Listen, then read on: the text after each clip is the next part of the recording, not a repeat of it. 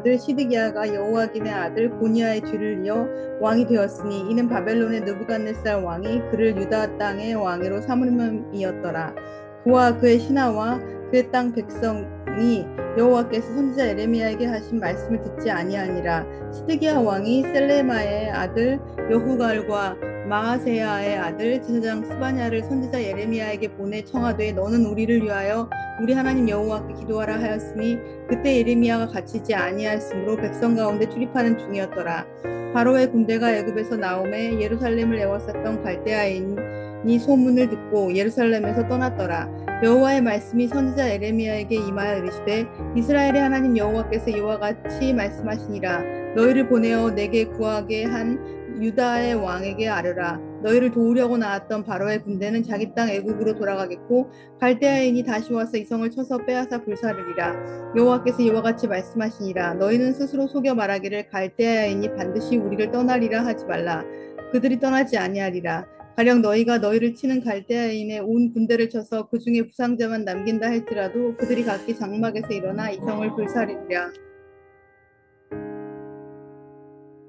요시야의 아들 시드기야가 유다 나라의 왕이 되었습니다.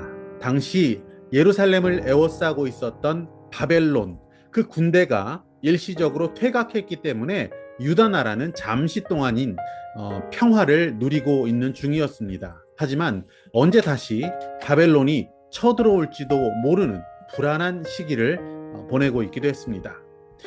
유다의 시드기야 왕은 여후갈과 스바냐를 선지자 예레미야에게 보냅니다. 그리고 기도 요청을 합니다.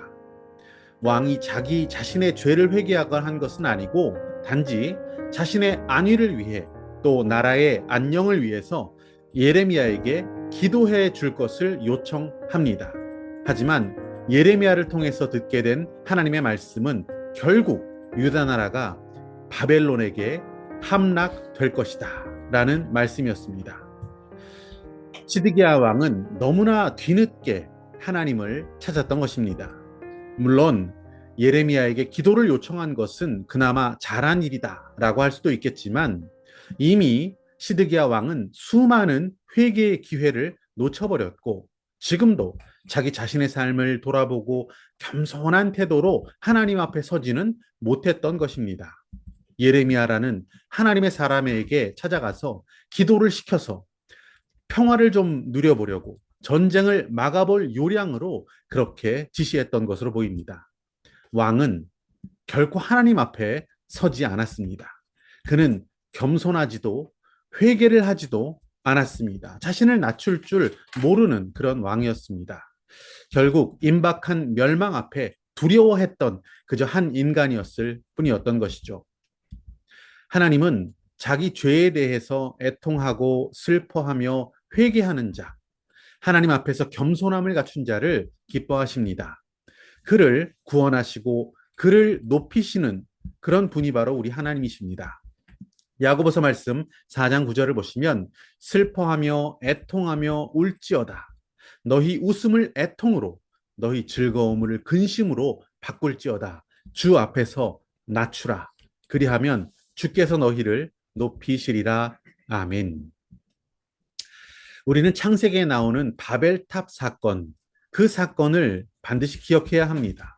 하늘 꼭대기까지 탑을 쌓아서 그들은 하나님과 같이 높아지려고 했습니다. 자신들의 이름을 내기 위해서 그들은 탑을 쌓았던 것입니다. 욕심과 이기심과 자랑하고자 하는 마음과 또 이 땅에서 높아지고자 하는 생각만 가득했던 자들, 스스로 높아지고자 했던 자들, 교만했고 또 바벨탑을 쌓았던 자들, 애통함이 없는 자들, 하나님은 그들을 치셨습니다. 하나님 앞에서 자신을 낮추지 않는 자는 하나님께서 강제로 그를 낮추십니다. 하나님은 교만한 시드기야를 치셨고 그는 그를 패망에 처하게 하셨습니다.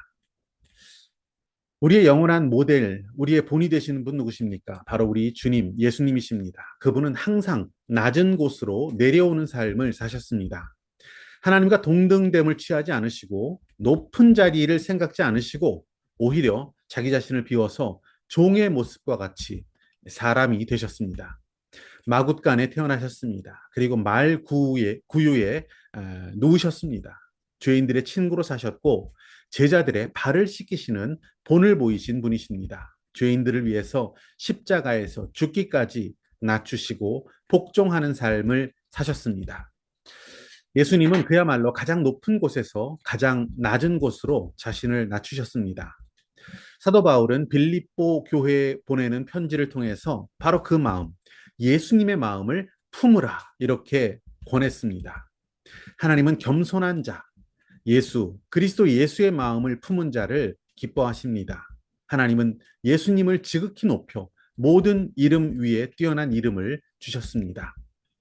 우리도 주님의 마음을 품고 살기 원합니다. 낮은 마음, 겸손한 마음 품고 살아가기를 원합니다. 하나님은 바로 그 사람을 높이실 것입니다.